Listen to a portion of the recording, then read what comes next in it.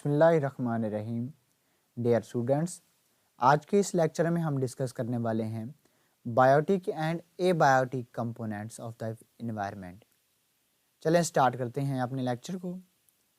Actually जो biotic और abiotic components होते हैं ये दोनों मिलते हैं तो हमें एक इकोसिस्टम यानी कि एनवायरनमेंट मुकम्मल तौर पर एग्जिस्टेंस के लिए मिलता है।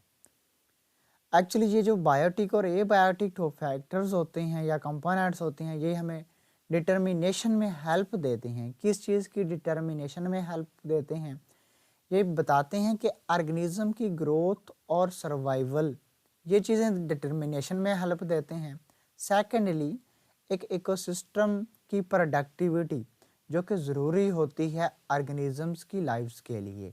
कह सकते हैं कि एक ऑर्गेनिज्म जो कि किसी भी इकोसिस्टम के अंदर रहता है उसको रहने के लिए क्या कुछ ज़रूरत होती है, तो हम सादे अल्फाज में ये कह सकते हैं कि ऑर्गेनिज्म की एग्जिस्टेंस के लिए यानी कि सर्वाइवल, ग्रोथ और प्रोडक्टिविटी के लिए हमें बायोटिक और एबायोटिक कंपोनेंट्स की ज़रूरत पड़ती है। अब ज़रा देखते हैं कि बायोटिक और एबायोटिक कंपोनेंट्स होते क्या हैं। तो सबसे पहले हम देखते हैं बायोटिक कंपोनेंट्स को।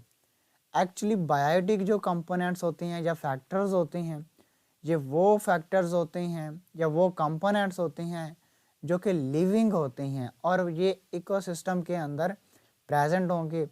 अब देखें, ये सपोज आपके पास कोई सा भी एक इकोसिस्टम है जो कि ग्रास लैंड, सपोज ये इकोसिस्टम है आपके पास, तो यहाँ देखें इसके जो असर अंदाज कर रहे हैं वो एनिमल्स हैं, ठीक है, देख सकते हैं आप, और दूसरा प्लांट्स हैं। अब ये एनिमल और प्लांट लिविंग हैं, तो जो लिविंग कंपोनेंट्स होते हैं इकोसिस्टम के उन्हें हम देते हैं नाम बायोटिक्स का। उसके बाद हम बात करते हैं एबायोटिक की। तो मैंने पिछले लेक्चर में एक बात कही है, किसी भी वर्ड से पहले, अगर किसी भी साइंटिफिक वर्ड से पहले आय लग जाता है, इसका मतलब है अब उस चीज़ का वो एंटोनिम्स बन चुका है, अब उसकी वो वक़्त नहीं रही, अब ये उसका अपोजिट हो चुका है। यानी कि पहले आप बात करते थे बायोटिक लिविंग के लिए, अब उसके साथ ए लग गया है तो इसका एंटोनिम क्या बन जाएगा? लिविंग का नॉन लिविंग। यानी कि एबायोटिक वो कंपोनेंट्स होंगे एनवायरनमेंट के जो कि नॉन लिविंग पर मुश्तमिल होंगे। लाइक आप बात करते हैं रेन की, देख सकते हैं, और दूसरा सन की। अगर आप देखें, मैंने स्टार्ट में एक बात की है कि जो बायोटिक और एबायोटिक कंपोनेंट होते हैं ये ऑर्गेनिज्म की सर्वाइवल के लिए, ग्रोथ के लिए, रिप्रोडक्शन के लिए ज़रूरी होते हैं। लाइक अब बात करें प्लांट की, एनिमल की बात करें या प्लांट की बात करें, तो दोनों के लिए सूरज ज़रूरी है क्योंकि सूर्य से एनर्जी आनी है, और प्लांट ज़रूरी हैं इकोसिस्टम में because they are producer on the surface of earth. Plant के बगैर food chain, food web start ही नहीं हो सकता। तो रेन जो है ना ये बहुत ज़रूरी है because they are a source of water, और वाटर के बगैर कोई भी चीज़ यहाँ पर एग्जिस्ट नहीं कर सकती। तो आपने यहाँ से देखा जो कंपोनेंट हैं बायोटिक और एबायोटिक दोनों का मौजूद होना इकोसिस्टम में ये ज़रूरी होता है ऑर्गेनिज्म के सर्वाइवल के लिए। तो इस चीज़ को देखें आप, लिविंग जो फैक्टर्स होते हैं बायोटिक, उसमें प्लांट की लाइफ आ जाती है और एनिमल की लाइफ आ जाती है। ये आप यहाँ से भी देख सकते हैं डायग्राम से। नेक्स्ट हम देखते हैं एबायोटिक कंपोनेंट्स को या फैक्टर्स को। तो उसमें क्या आ जाते हैं? नॉन लिविंग फैक्टर्स आ जाते हैं। लाइक अब बात कर लें रेन की, लाइक अब बात करते हैं टेम्परेचर की, लाइक अब बात करते हैं विंड की।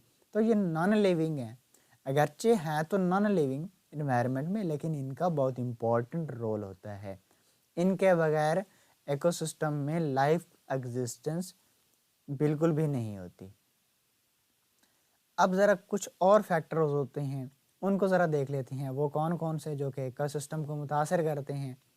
सबसे पहले हैबिटेट होती है, इसे हम dwelling place of the organism भी कहते हैं, यानी कि वो जगह जहाँ पर ऑर्गेनिज्म रहता है उसे कहते हैं हैबिटेट।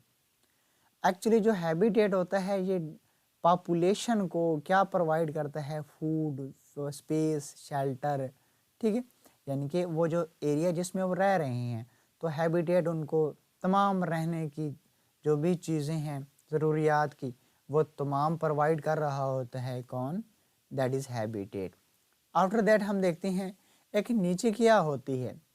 एक्चुअली ये जो नीचे है ये आपके पास फुल रेंज होती है फिजिकल एंड बायोलॉजिकल कंडीशंस की, यानी कि आप लिविंग कह लें और फिजिकली मीन्स दैट जो उन चीज़ों को सपोर्ट कर रही होती हैं, आपके पास फिजिकली एग्जिस्ट कर रही होती हैं, उन चीज़ों की फुल रेंज होती है जो कि ऑर्गेनिजम्स की लाइफ को सपोर्ट कर रही होती है। और फिर वो जो कंडीशंस होती हैं उन कंडीशंस को यूज़ कर रहे होते हैं वो ऑर्गेनिजम्स फॉर देयर एग्जिस्टेंस। तो ये था हमारा आज का लेक्चर। मुझे इजाज़त दीजिए नेक्स्ट लेक्चर के लिए। अल्लाह हाफिज़। Subscribe to my channel for more videos and press the bell icon for latest updates.